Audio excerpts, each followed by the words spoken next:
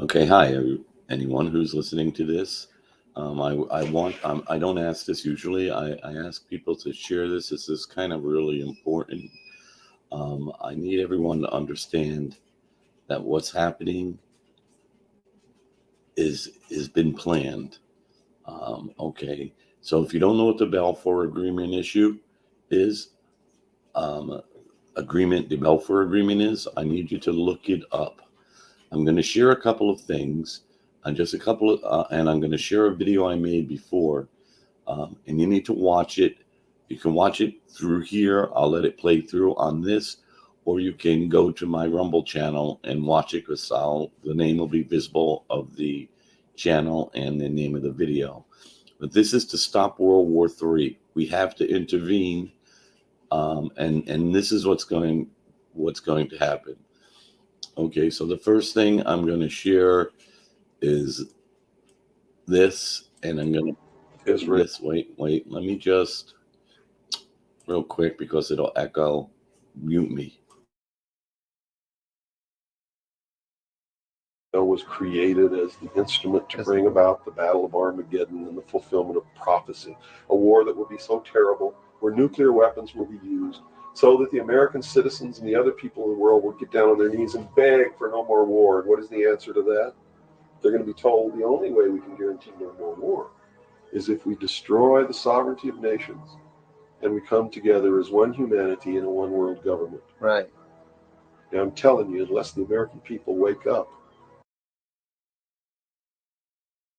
Israel was created as the instrument to bring about the Battle of Armageddon and the fulfillment of prophecy, a war that will be so terrible, where nuclear weapons will be used, so that the American citizens and the other people in the world will get down on their knees and beg for no more war. And what is the answer to that? They're going to be told the only way we can guarantee no more war is if we destroy the sovereignty of nations and we come together as one humanity in a one world government. Right. Now, I'm telling you, unless the American people wake up.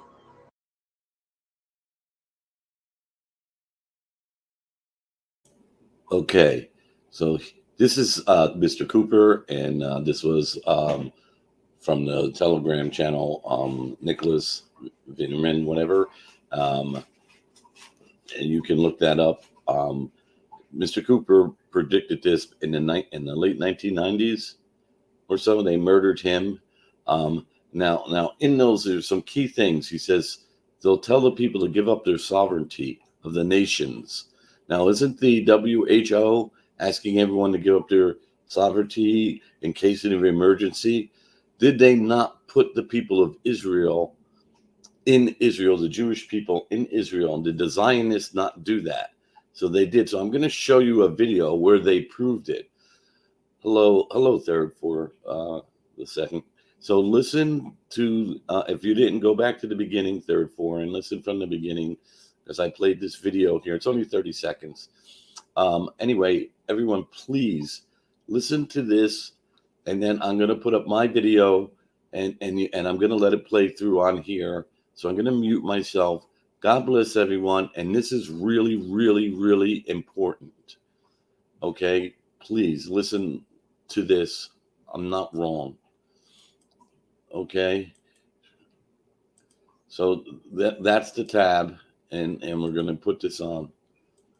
Okay, God bless. Okay, hello everybody, and whatever. I'm glad everyone stopped to stop in and visit, watch this video. I'm going to give a lot of information in this video, so it's going to be a little long. So God asked me to showed me to kind of give you this information. So I have to do it in a historic way, from my perspective and from what was been revealed to me. So just click on me. I just want to add that I put the beginning of this video, get through the first 8 to 8 minutes or so. Don't let it discourage you, because it may be things you disagree with, but it's important that you listen to it and go through that was first 8 minutes. I just wanted to add that, and because I don't want you to shut off the video. I want you to watch it in its entirety. It's 40 minutes. Just watch the video, and you'll understand everything that's going on. Okay, God bless.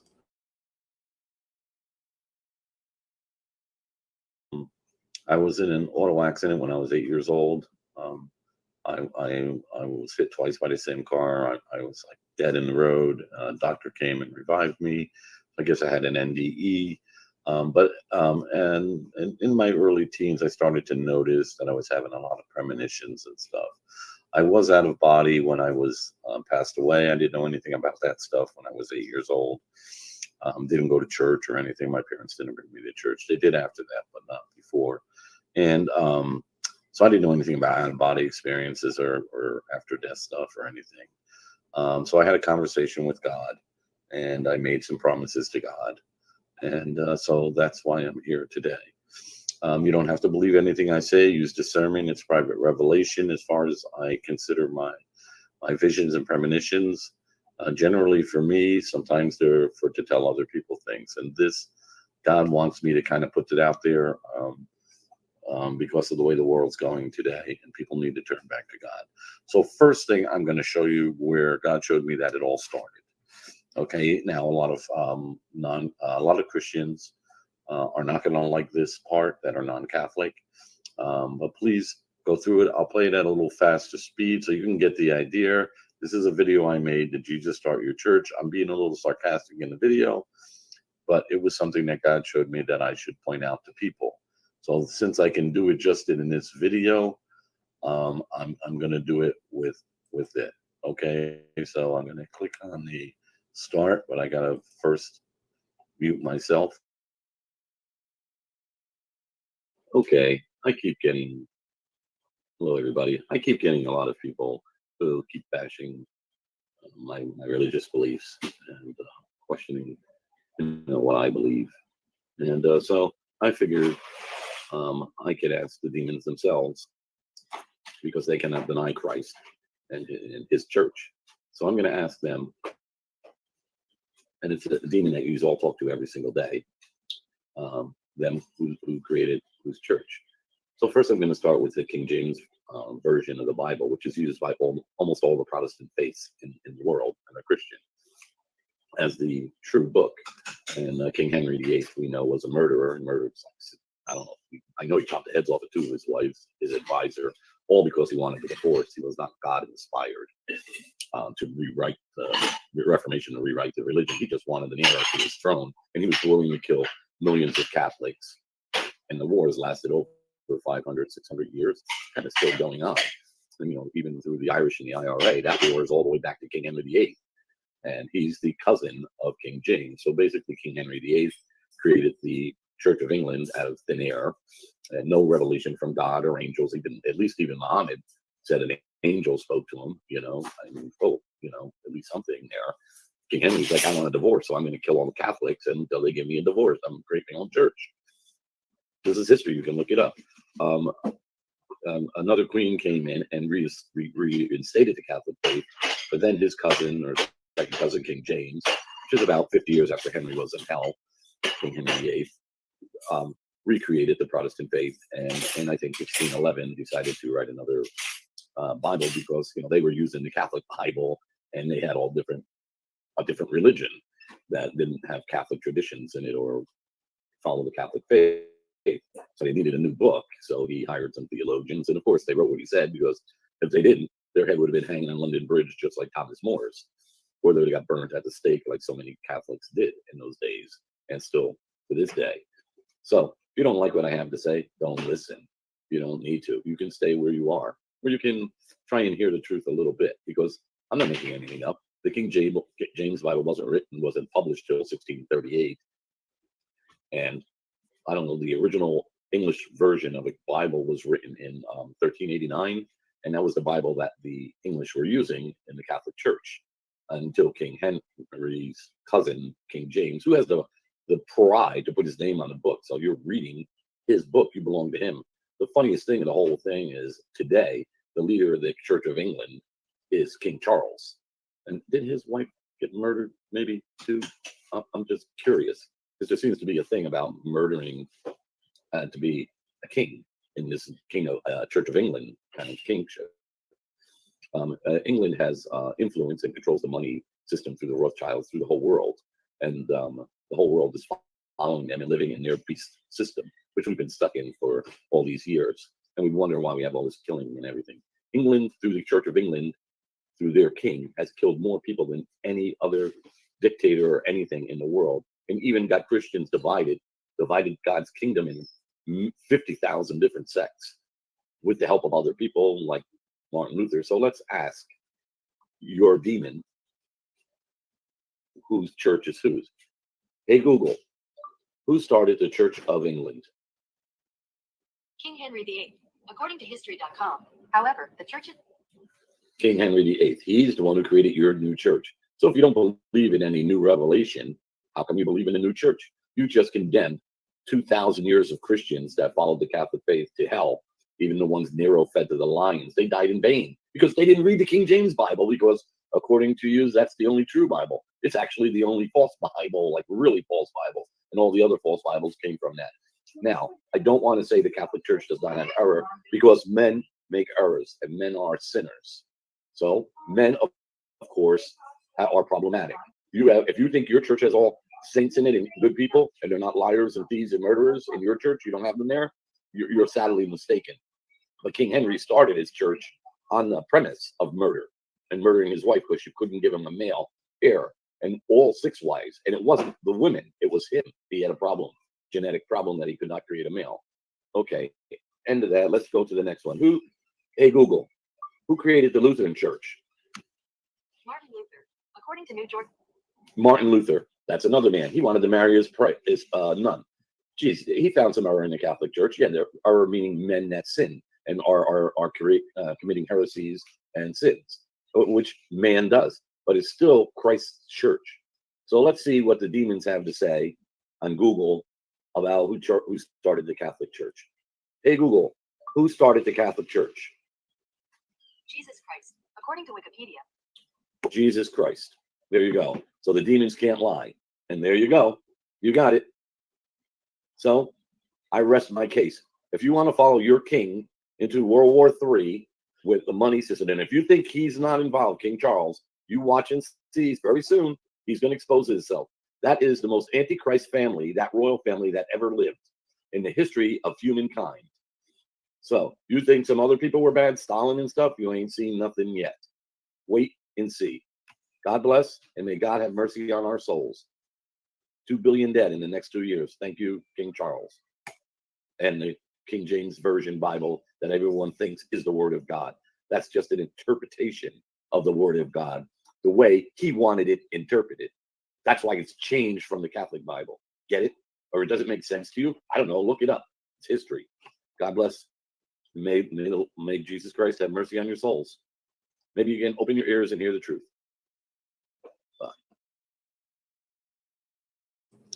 Okay. I mean, I put that through there, and that's pretty quick. I mean, there's a couple of things I want to mention real quick. I'm a lay Carmelite. God led me to the Carmelites and the Catholic faith, actually. And I'm a third order lay. And the visions really started coming much stronger in around 20, well, they in the mid 2000s, like 2010, 11, 12, and kept escalating. So here now, I just want to mention, as you heard of maritime law, that's the law from England. That's in America, Canada, Australia, New Zealand, and to name just a couple of countries. And you know that the British are the ones who were in control of Persia in the 1914s.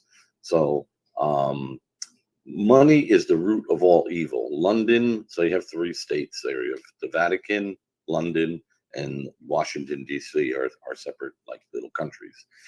And in London, they control the money through the Rothschilds, money, through the King of England there in London. And so money is the root of all evil. Okay? We all know that. So the root is the foundation of it, is the money, is in London. The root of evil is in London. Okay? The root of Christianity is in Jesus Christ. So if you can't catch that little key and figure it out, so there it is. Right now they're consolidating the 3 into the 1, which is going to be in England. Okay, and there are some other reasons I can go into that for you, but I'm not going to do all of that right now. Okay, I'm going to share another screen. Okay, this is the Albert Pike screen. Okay, and so if for those of you who don't know who Albert Pike was, just real quickly, he predicted 3 world wars. He was a war criminal from the Civil War in America. He was a general on the Confederate side. It was his troops were scalping people and alive in cities, and he was arrested and put in jail. He also helped Albert Pike help Manzini in Italy correct start the Black Hand, which was the mafia, and also through he was a Freemason, and so through Freemasonry to destroy the Catholic Church and upheaval and get corruption into the hierarchy, and do the murdering and whatnot for the Italians. He also is a co-founder of the KKK, which was created to kill Republicans. Most black people were Republicans after Abraham Lincoln freed the slaves. So they were killing Republicans, which were black or white. Well, Abraham Lincoln they killed.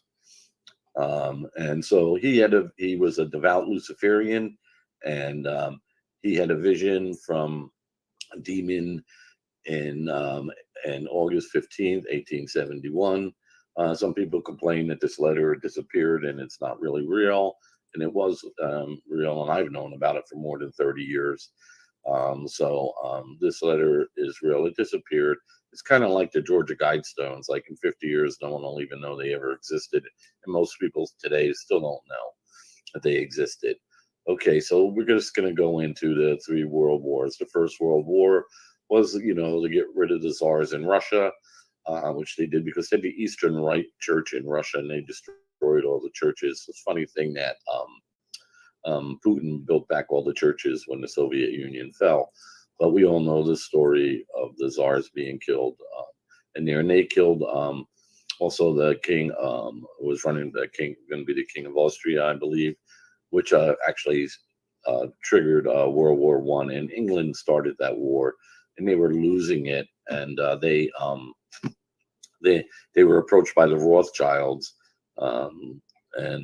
They said that we'll help you win World War I. They were ready to surrender.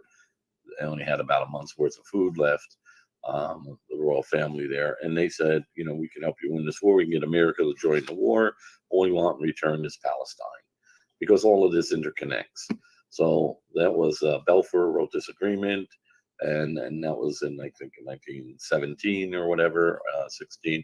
The Lusitania somehow got sunk. America joined the war, and they destroyed Germany. They cut off the money through London, through the bankers, through the Rothschilds, and they devastated Germany, and they put the people into total chaos, which has to do with World War II, with the Germans not liking the Jews. So it's because they felt betrayed by the Jews. It really wasn't the Jews. It was the Zionism, which is a political movement, and the Albert Pike plan through the demonics. Okay, so then we're just going to go into, and we kind of know the outcome. In 1945, World War II ended. Communism was spread into China after that, and into Russia. We had the Soviet Union, and so that was the outcome of World War II. There's some like nonsense in here. The Third World War, which is what I wanted to just read to you real quick. The Third World War must be fomented by taking advantage of the differences caused by the Angenter, I don't know that word, of the Illuminati between the political Zionists and the leaders of the Islamic world. The war must be conducted in such a way that Islam and the political Zionism, the state of Israel, multiply and destroy each other. Meanwhile, the other nations, once more divided on this issue, will be constrained to fight to the point of complete physical, moral, and spiritual and economic social cataclysm, which in all its horror and clearly show that the nations, to the nations, the effect of absolute atheism, the origin and savagery of the most bloody turmoil.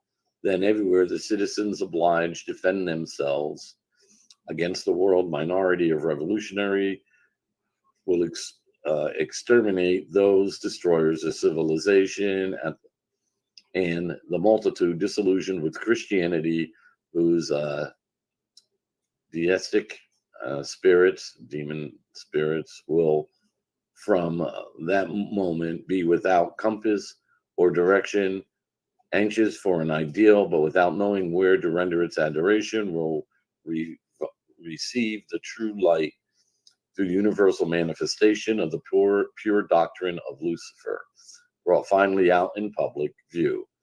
This manifestation will result from a general reactionary movement which will follow the destruction of Christianity and atheism, both conquered and exterminate at the same time. So they're going to get the Christians and the atheists and the Islamics and the Jews and all to kill each other off, fighting over whatever and being controlled by the Zionists and the world cabal, Illuminati, and that's basically it.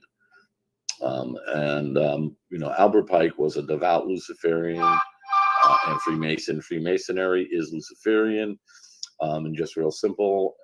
Their altar is they call it the Creator, being of light, and being of light translated into Latin is Lucifer. That's who they worship. There is no question about it. And any Freemason who's they don't get the esoteric meanings until they move up. And Albert Pike is required reading for Freemasonry. Okay, so he teaches them about Luciferian and how to conjure spirits and stuff like that. Okay, the next thing I'm going to try and move quickly. I'm going to share this tab. This is the history of Zionism. As an organization, Zionism is a movement. Zionism generally considered to be founded by Theodore here at 1897. However, this had begun much earlier with its intertwine of Jewish history, and why my phone is going nuts, I have no clue. Intertwined with the Jewish history and Judaism. That's not really true. The organization of all Zoin lovers of Zion, held as the forerunners of modern Zionist ideas, were responsible for the creation of 20 Jewish Palestine towns in Palestine between 1870 and 1871. This phone is driving me nuts. So I'm just going to shut this off so you don't hear beeps, hopefully. Okay, responsible for 20 towns in Palestine between 1870 and 1897. So see how far back this goes. At the core of Zionist ideology was the traditional aspiration for a Jewish national home through the reestablishment of Jewish sovereignty in Palestine to facilitate a Jewish diaspora and sought an independent Jewish state. Okay, so in 1896, and I mean, they created the state of Israel in 1948. Okay, so Zionism is a political movement connected to the Illuminati and the Cabal, we call them, whatever you want to call them, and Freemasonry. Okay, it's dead bang. It's there through Albert Pike, 3 world wars. We're getting the 3rd World War, and you saw, I read it. It's going exactly how Albert Pike planned it. Okay, we're going to go to the next thing. Okay, I'm going to share this. Britain from 1914 to 1956, the axis of Britain's Middle Eastern empire stretched from the Suez Canal to the Persian Gulf at its height between the 2 world wars. Britain's supremacy was unchallenged either by other powers or indigenous forces. Yet in 1945, the British dominance quickly crumbled, leaving the relics of any kind, whatever. So we're going to go now to here are some maps. We're going to share this. This is the 1914. This is the Middle East. It's called Persia. So you see in here, there are some, and here's the Ottoman Empire. You see here, but Britain was in control. Here's Palestine here, but there were no countries. There were no countries. There was just like different traditions. They all spoke Arabic. These are the people.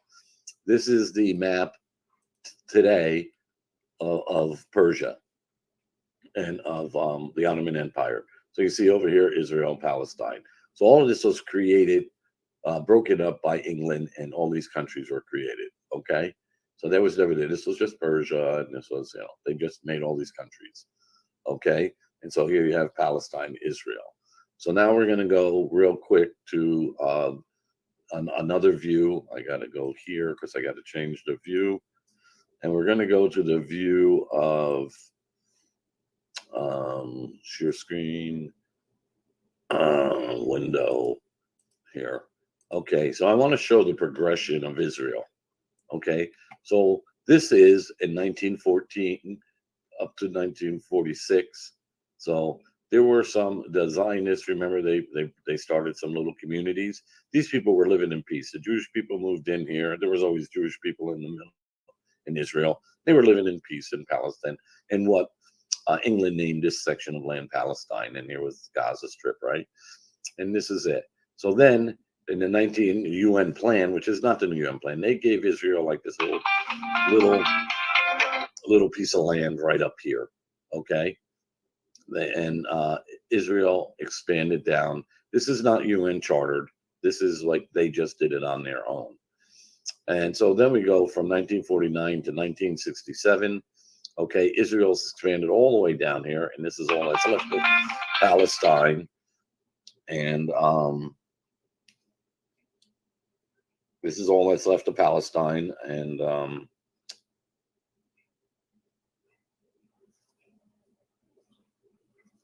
damn it, I'm just trying to turn my phone off, and it doesn't want to listen to me. Okay, and in Palestine, okay, all of this is taken by force. And see, they moved all the way in, and here, they took Jerusalem. How they did this was they just came and they just started killing people. They had no plan to bring Jewish people in there, make a Jewish Zionist state. They just dropped off. So I said, okay, this is your section, like over here. And it was right up in here. And so there were Tel Aviv, Rothschild gave them a lot of money. They had the Balfour Agreement. So in 1917, England was England was losing the war to Germany. England started that war, by the way, World War One, and they were losing the war, and they were going to sign a treaty. And Germany said, just let's put everything back the way it was. But the Rothschilds came there with Balfour, and they met with the English royal family. Said, listen, you could still win this war. They're like, how? We got like 1 month's worth of food left. We can't win. So they said, no, we can get America to join this war. All we want is Palestine in return. So you got the Zionists there, the Albert Pike Plan, and the Freemasons, and you got say, hey, we're going to give us Palestine, and we'll help you win this war. And so Lusitania got sunk some magically, how kind of like things happen magically in this world. And then Germany was devastated. They were starved to people. The Rothschilds cut off their money. They had no money. So the Germans were in starvation after the end of World War One, which led to the rise of Hitler in World War II, which he was given money, but they were blaming the Jews for turning on them in World War One by cutting off the money. But that was really the Rothschilds and the Zionists. That was London, okay, and so that created World War II, and whatever. So you have that. So then, England split this up, and then they gave this little portion of land. Israel took all this land by force, killing the people, women and children, just going, this is our land now, just killing them, and squeezing them down and down and down. So, in 67, there was a 7-day war. So everyone, the Jewish people have been taught in history that, they were attacked by, Egypt, Jordan, Syria, and Lebanon. And they won the war in 7 days. That's a lie. That's not what happened. I was alive then. I was in 6th grade, and I lived in an Arab neighborhood. So what happened was they were expanding and killing all the Palestinians. Jordan sent some troops in to try and protect them. Remember, Palestine, what was called Palestine, and the Arabs living in that area had no army. They had nothing. The British left, and poof, they were left on their own. Put the Jews in there, and the Jews were given an army by the Americans and the British, and money by the Rothschilds, and built big cities, and were able to fertilize the land and get things that Before that, the Palestinians, the British were just abusing them. They were starving and stuff. So now Israel has an army and everything.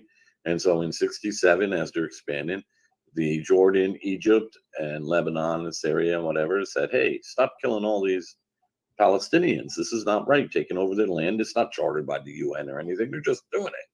So this is the history, the real history. This is what happened. And so these countries, in a show of solidarity, put their armies on the line, on the borders, and said, listen, stop killing them. We're in solidarity with the Palestinians, the Arabs. Stop killing them, the innocent women and children, and taking their land. What's wrong with you people? And so what Israel did was, because they got an army from the United States, jets and everything, they just went around and they bombed everybody. They started bombing all their armies. And all these countries like, oh, wait, stop. Don't bomb us. We just want you to stop killing the Palestinians. Like, what the hell? So they said, no. So they all surrendered. And Israel took even more land. And so they all surrendered. And that was it, because they were afraid of America. They don't want to get in a war with America and Zionism and England. That's all. That's it. They took a ball. The Illuminati, the Freemasonry, Albert Pike people, the Luciferians. Okay, so there it is. It's right there. So they all surrendered, and that's what happened. There was no magic from God that they won the war in 7 days. No one attacked Israel. Go look it up in the book. I think even Google has it. No one. They felt threatened, or whatever. They didn't want to give up the land that they were stealing and killing the people. So listen, the Israelis are following the Zionists. Zionist is not a religion. It's not Judaism. Judaism has a lot of beauty in it, and Jewish people are very kind people and loving people, but they are being led by the Zionists to do this murder, to break God's commandments, and to take land that's not theirs. It's in the Bible. Chosen people does not mean you're superior. First of all, that doesn't mean you're superior people. It means God chose you to put you in this land. That doesn't mean other people couldn't live there. He didn't say, don't let anyone else live there and kill them all. That's not in Torah. You're reading too much Talmud, and you're not looking at the new religion that the Khazarians invented in the, I think it was the 1300s or whenever it was. No, you're the original. If you want to call yourself Jewish and look at Torah, Torah says God threw you out of Israel because you were disobedient. And when the Messiah comes, your Messiah, not the Christian Messiah, when your Messiah comes, that he'll bring you back to the promised land. He didn't say he's going to bring you back there and kill everybody. That's not what he said. Kill everybody and go back there. Your Messiah, unless your Messiah is Rothschild in England, and the UN people, and those are your Messiah. That's your Messiah. I don't know. I don't see your Messiah there. Your Messiah didn't bring you there. And I had this discussion with some Jewish Orthodox people, and they said, well, they agree with me, because if you look it up, I'm telling the truth. They got kind of mad about the 7-Day War and all of that. But listen, that's the truth, because they looked it up and they found out I was telling the truth. So really, I lost my train of thought there for a second. Really, Israel needs to stop. And so, and the problem with Gaza is something we'll discuss in a minute. So they're following the wrong thing, just like the Christians are being misled by the Protestantism into all these false religions, and gay marriages and all this other crap, and like transgenderism and sexualizing children and pedophilia and all this other stuff. God set up the church a certain way. So if you look at the church, okay, so London is the money financial system of the world. So the root of all evil is money. We know that. So the money is from London, from England, from the King of England. The root of all evil, the root, that's its foundation of evil, is in London. The foundation of Christianity is in Jesus Christ. He's the root of the faith. So if you can't get that connection, I can't help you. Okay? The English family is nothing but murderers, the royal family, and pedophilias and everything else. And there's a lot of stories going around, even about this wonderful Queen of England, who all these children disappeared when they went on a picnic with her out in Canada. So the countries that England controls, we know England, we know that they're influencing Canada, America, Australia, New Zealand, and so many other countries, right? And so here we have now, we have all the way to today. Here's where the Palestinians are left in the Gaza Strip and over here, right? And here, and a little bit around Jerusalem. They kicked them out everywhere, you know. So there was no magic. God did not help them win the 7-Day War. They attacked people and were murdering them for no reason. And that's why they won the 7-Day War, because people didn't want to fight because they were afraid of America and England. That's really the bottom line of that. So now we come to today, all of this by force, and here's Gaza in here. So if I had a dog, a group of dogs, a bunch of dogs, and I took them and I beat them every day, and I made them drink salt water and just kept pushing them around and not letting them sleep in the dog house and just pushing them, beating them, hitting them with sticks, shooting them. The other dogs, their puppies, killing them. Eventually, then I have another litter puppies, and those puppies are brought up that same way. And then you have a third generation of puppies brought up that way, beating them and pushing them into corners and not letting them get medical, no food, no water. It's like everything is like a problem. You're going to have a vicious fucking dog. Sorry for the F word. You're going to have a very vicious dogs, a lot of vicious dogs, because you're abusing them. Hence, this is the problem here. This is why no one wants the people from Gaza. They are so abused and so mistreated. They have so much anger in them from what's been done to them over the last 3 generations that I don't know how to fix them. And God did not give me the answer for this, because it seems it's going to escalate and it's going to go the way it's going to go. Otherwise, God would have told me. I'm telling everyone to pray. Pray, pray, pray. Turn back to God. So we're in like the days of Jonah. Okay, so Jonah was a Jewish guy who you want to give God's message. He went into Nineveh, or Nivea, however you want to say it, and he told them God's going to destroy city in 40 days. 200,000 people or something lived there. So Jonah goes in there, and he, after the belly of the whale story and all, he's like, "Okay, God, I'll go in there and I'll do it." He goes in there and he's preaching, and the king calls him, and everybody in Nivea calls him up and listens to him, and everybody in Nivea starts to fast, repent, and start to follow God's commandments. They become better people, and God spares them. Okay, we're in the same position today. Even when Jonah came out, he's a false prophet. You know, a prophet, his visions are false. God didn't destroy it. Whatever, it only lasted 100 years, then God destroyed it because of people that don't believe. I said, that never happened. God didn't come destroy anything, right? So we have the same problem today. So people are not listening to God. They're not following the commandments.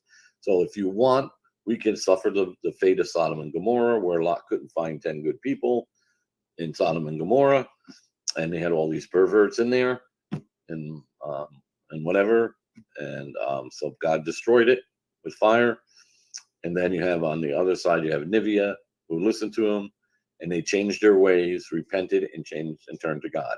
If we do not turn back to God, if we do not follow the 2 commandments Jesus gave us for the Christians, one is to love God, the Father Almighty, above all any other God. Don't worship any gods, even above your family. And the second commandment Jesus gave us, commandment, is to love your neighbor as I have loved you, as Jesus has loved us. So it's not the golden rule, do unto others as you would have them do unto you, or would do what you like. Like if you like to get hit in the head with a board, does that mean you go around and hit other people in the head with a board? No, that's not what Jesus said. Jesus said, love others as I have loved you, as Jesus loved. Jesus' love was perfect. He gave his human life for us to show us how much he loved us. He healed us. He healed the sick. He helped he fed the poor. He did all good things. He's showing you this is the way people are supposed to live. Not, hey, I got the bigger car, or this guy here, or I don't like this or that. People lived in tribes. And so when they're in the tribes, originally humans, like tribe, the tribe would all work with each other. The men would go out. Well, the American Indians are a great example for somebody to visualize. The men would go out and hunt, bring back the food, and everybody eat it. The women would do the thing, and the women, and everybody would take care of everybody. If they were sick, they had medicine men. They all took care of it. Everything was fine. That's how people are supposed to live. Expand out into the world today. We could live that way. We could have free energy. We don't need it. The oils are what promoted all of these wars. and we don't need all of that. So people need to turn back to God. You love your neighbor as Jesus has loved you. If you see a homeless person, give them something. What do you say? Oh, they're going to spend the money on drugs. So what? If it gives them comfort, it's not up to you to decide. This government is bringing the drugs into this country with the open borders and whatever. They've been bringing it since the 60s. We didn't have drug problems before the 1960s. People forget. And the gasoline thing, okay, I saw the oil, they made oil cars, okay, gasoline cars. So in 1974, gasoline was, I don't know, 25 cents a gallon. Then they had the gas shortage. It went to like $1.50, then went back down to $1 or so and stayed around there. Then in 19, then they, first they made OPEC. They organized all of these Arabic countries that the English created, the Antichrist English there, that they created that. And so then they created OPEC. So then they put the control on oil and they made the oil shortage. Then Nixon made to make a deal, said, hey, everybody, we need to fund these wars. We need to create something called radical Islam. So what they did was they put the OPEC put an oil shortage on. They got all this extra money, and they started creating radical Islam, funding them, giving crazy people, radicals, money, and promoting that. That would be through the CIA, through the Freemasonry, and through the governments of the United States and England and the Western nations, following the Albert Pike story, right along, and Zionists. And so then again, we're in the petrodollar, and they're funding the crap out of these wars.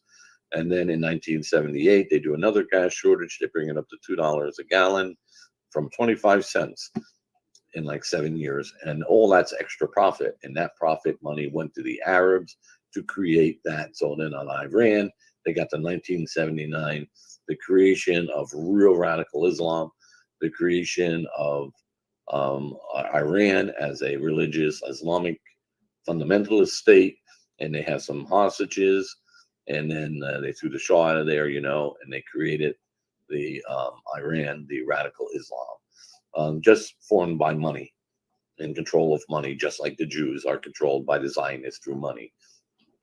They're not paying attention to Torah. They need to pay attention to God's word, to be kind and peaceful and loving and shepherds of the world. Okay, and that includes other people too. And so same thing with Christianity, when they did the schisms, and everyone fell to the easy way. The easy path is Protestantism. Protestantism is, I believe in Jesus Christ as my personal Lord and Savior, and I'm saved. And you can't argue that point with them at all. Oh, nope, not at all. That's the easy path. That's the wide world. You can do whatever you want. God forgive me, he died for my sins. It's a lot more complicated than that. So at any rate, I think I'm pretty much about done. I mean, I skip around a little bit, but the message God wanted me to tell you is you have to turn back to God and to pray. In fact, you have to change the way you are. You have to stop being materialistic, and you really do have to stand up to the evil in this world. And right now, it's inevitable. World War III, and I do have a video up on that, on Rumble here. It's called a prophecy video, and it's going to be on Rumble and on YouTube. So God bless everyone. May God have mercy on our souls. I'm going to end with the Our Father who art in heaven, hallowed be thy name. Thy kingdom come, thy will be done on earth as it is in heaven. Give us this day our daily bread, and forgive us our trespasses, as we forgive those who trespass against us. And lead us not into temptation, but deliver us from evil. Amen. God bless everyone, and may the peace of Jesus stay with you and with your families and protect you. Please turn back to God. Don't be like the people of Sodom and Gomorrah. Be like the people of Nineveh. Don't be Jonahs. Preach God's message for everyone. And I don't think Protestants are not holy, by the way. Just want to add that in there. I've met a lot of very holy Protestant people. They're truly searching God. Same thing with Jewish people. I have Jewish people that I would put my life on the line for. I would put my life in jeopardy to save them, to help them. I have many, many, many Jewish friends. I'm not going to go into a whole story of that I decided before. I'm leaving that out of this. This is my second recording, and we're at 40 minutes. I would hope everyone listens to this whole thing. So God bless everyone. And may the peace of Jesus be with you and protect you.